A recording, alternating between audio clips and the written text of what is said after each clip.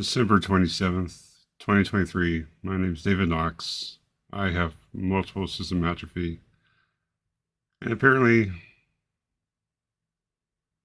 it's just as bad to have MSA for too long as it is to have it too early. And I was just dealt my biggest gut punch. It hurts. Talked about the clinical trial I'd gotten into. And they called me this morning pretty early, spoke to the doctor. And apparently, I do not have enough Parkinsonisms, that they're not far enough progressed, and they feel that the surgery, take that back, they feel that the medication would hurt me more than it would help me because of that. They called me to tell me they fought for me relentlessly, from what I heard. I believe them. But not the fact that it's not because I don't have MSA, because their tests show I do unequivocally, which I'll have another video about that. But apparently, I'm not bad enough. I would get that, but I know my counterpart on the podcast, Daisy, is too far progressed. And where is this line? Where's the line in the sand for this type of treatment? You know what my wife would probably say. I don't think she would say this out loud, but she would definitely tell it to me. She would say, "This is what you get for not exaggerating your symptoms." She has said that many times before when I go to doctors in pain and, have issues, break this, tear that.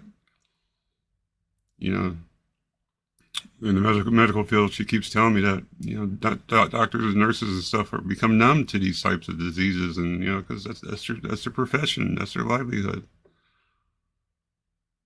And the one thing I've never done, to my knowledge, is exaggerate my symptoms or what anything I have is, pain or this, that, whatever. It kills me because, on the verge of having a podcast with the gentleman that just got it done, patient one, he had spoken about his urinary issues getting better because of the treatment.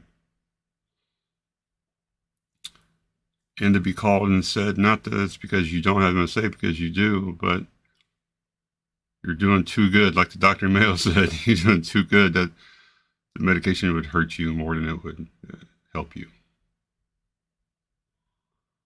And I'm just at awestruck because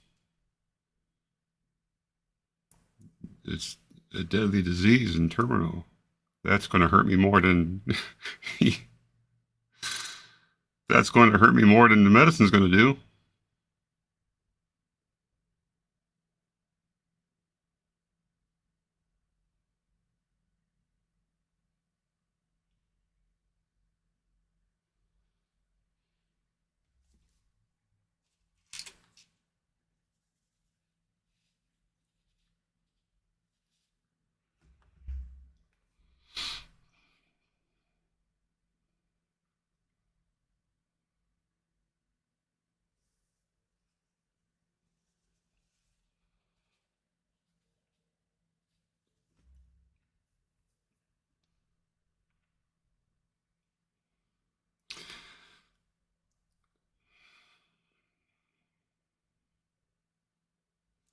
I had a lot right. I had a lot writing on that procedure. It wasn't. Did I believe it was going to cure me? No. Did I even believe that I would get better? Hardly likely. But it was something to look forward to.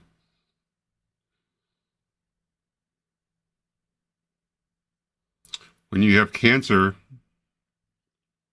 they say, hey, we have some treatments, and one's radiation. Do you want the radiation? No. Do you want to lose your hair? No. But you look forward to it because you know what it could possibly do for you, and probably will. It it sets your mind at ease. It helps the day go by. It helps you return to normal, knowing that, putting this terminal disease in the back of your mind, out of mind, putting it to rest for a while. It gives you something to talk about, what's going to happen after the surgery. You talk to yourself and your family about, hey, I'm going to get back into sports, and we go back to golfing and bowling. Ambition, hopes, and dreams. It helps you sleep better at night, knowing at least there was something to look forward to.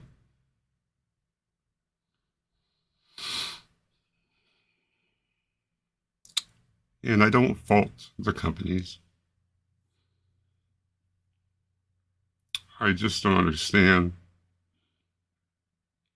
You think it would be easier to see progress with myself, somebody who's still active, kind of, sort of, than somebody who's not and is bedridden. I can see the subjectiveness of that. I could. But man, to come back and say you're too early or it's not bad enough. Yeah, we know you have MSAP. Undoubtedly, the tests have shown it's gotten worse. But not to still meet that threshold.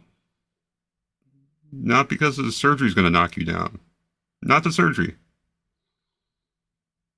But the medicine, the gene therapy.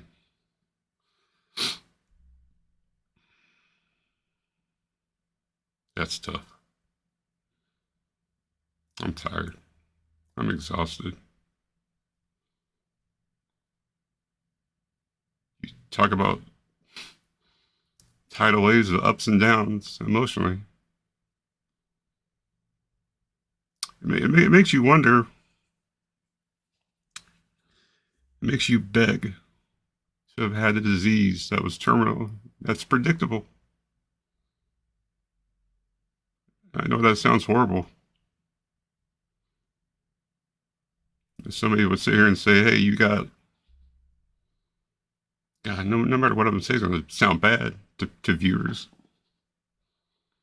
I would rather have a disease that's terminal that says, you know what, you'll be dead in 2 years or 10, whatever, 6 months. I really would. Because these ups and downs are horrible. You invest a lot in yourself trying to reach out for hope, no matter how small. And God, not to say that your condition was too bad, but to say not enough after 4 confirmations of what I have. It's tough. But, what do you do? I'm sure this will lead to another dose of depression, as if I don't have it already. So, you gotta stay strong, keep moving on. I'll see what else is out there. It's even more hilarious. It's even more hilarious. After they spoke to me this morning, I got an email from the Ohio State University surgical team saying, "Hey, we'd like to speak to you about your upcoming surgery and basically how it's going to go." Just another reminder of what's not going to happen. So I don't know. I've invested a lot of time in what I do and effort and energy. It only gets worse day by day, week by week, month by month. So this is a good gut punch of gut punches. Just gotta be strong, right? We'll see. I feel you should see. I feel you should know. That's what these videos are for. That's what my YouTube channel is dedicated for. My journey. Sometimes too much, sometimes too little. Too hot, too cold. But this ain't porridge. It's not a nursery rhyme.